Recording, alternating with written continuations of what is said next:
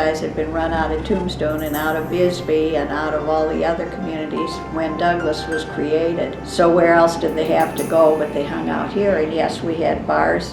The 1904 City Directory says there were approximately 4,000 people in Douglas, 39 saloons. The Arizona Rangers were started, I think, in like 1901. And they were told that they were to headquarter in the Arizona town that needed their help the most. They came to Douglas.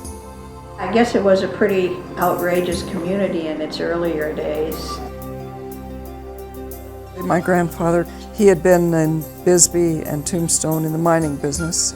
They were looking for a town site, and he was one of the 4 or 5 people that originally founded the town site. My grandfather was from Lebanon, and he came up through Mexico and was here very, very early on. He was one of the earliest merchants in the city of Douglas way back when Douglas was what they used to refer to as a tent city. My dad was involved in the revolution, and he got to meet Pancho Villa. Pancho Villa, like anybody else in that revolution, there is no black and white.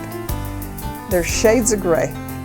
I was a teacher that taught the special classes, and I went to what was called the 7th Street School, where only Mexican children were allowed. Cattle, copper, cotton, the 3 C's, that's what supported Douglas. You know, early on Douglas was a cattle community, and then later became a mining community, a smelter, which complemented the mining in Bisbee especially, and then it also spilled over into Mexico.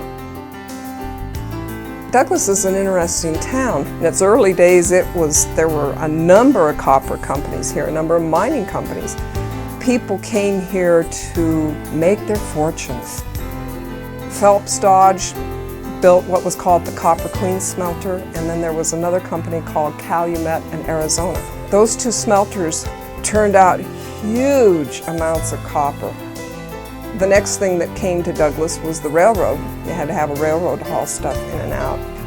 This railroad was the one that came in, and they built the roundhouse, and they built the repair depot for all of the steam engines. Well, Douglas has had quite an aviation history. The first international airport in the Americas was here, and Douglas became kind of aviation crazy. We would get on in Douglas and fly to Philadelphia. We'd change pilots, but we'd never change planes.